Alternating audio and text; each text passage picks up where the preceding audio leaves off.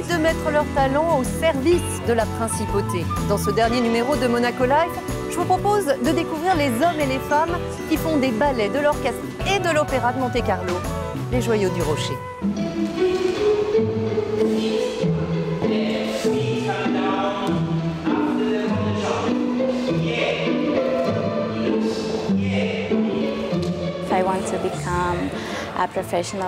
Je veux devenir ballerine professionnelle. J'en rêve depuis toute petite. Et être ici, c'est déjà un premier pas vers mon rêve. Comme Marina, les 43 élèves de l'Académie Princesse Grace sont venus réaliser leur rêve à Monaco.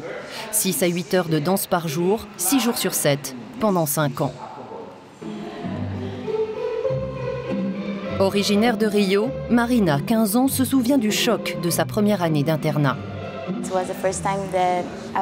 C'était la première fois que je quittais ma famille. Donc c'était vraiment une nouvelle vie pour moi.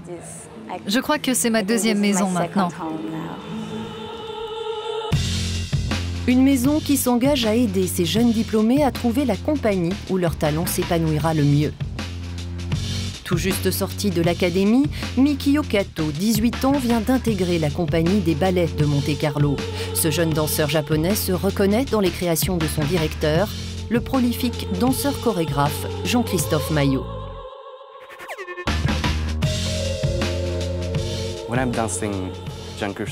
Quand j'interprète une chorégraphie de Jean-Christophe, bien sûr c'est précis, il y a une histoire, mais je ne sais pas, ça me correspond, je me sens libre. La compagnie des ballets de Monte-Carlo, c'est 50 danseurs de 25 nationalités différentes. Voilà 20 ans que Jean-Christophe Maillot travaille à doter la compagnie d'une identité spécifique, mariant classique et contemporain et au carrefour des arts. Jean-Christophe Maillot est un créateur d'une intensité, une richesse dans ses choix.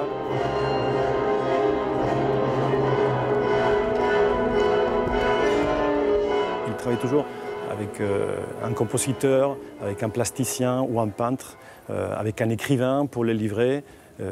Donc il a ses goûts de la famille artistique dans le sens complet de l'art. Mélanger les genres, aborder l'art de manière transversale en lançant des ponts entre disciplines. C'est depuis plus d'un siècle une tradition à Monaco. Un foisonnement créatif qui trouve ses racines à la salle Garnier dès le début du XXe siècle. Ça a été un grand laboratoire pour l'opéra et le ballet du XXe siècle.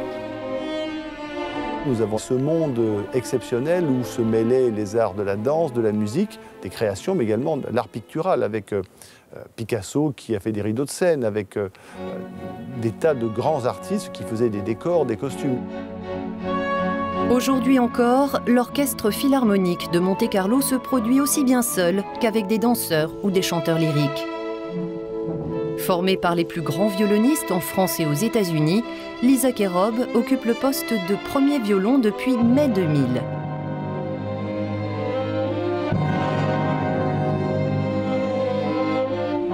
C'est un orchestre vraiment très éclectique.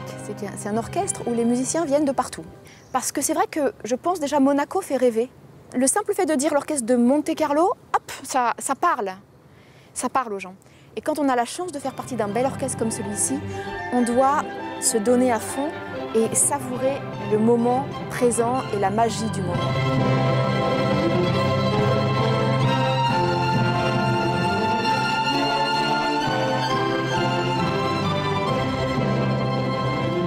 Voilà, c'était le bouquet final de notre série Monaco Life. Vous pouvez bien sûr revoir cet épisode et nos épisodes précédents sur la mer et sur les monégasques sur notre site internet euronews.com/life. À bientôt sur Euronews.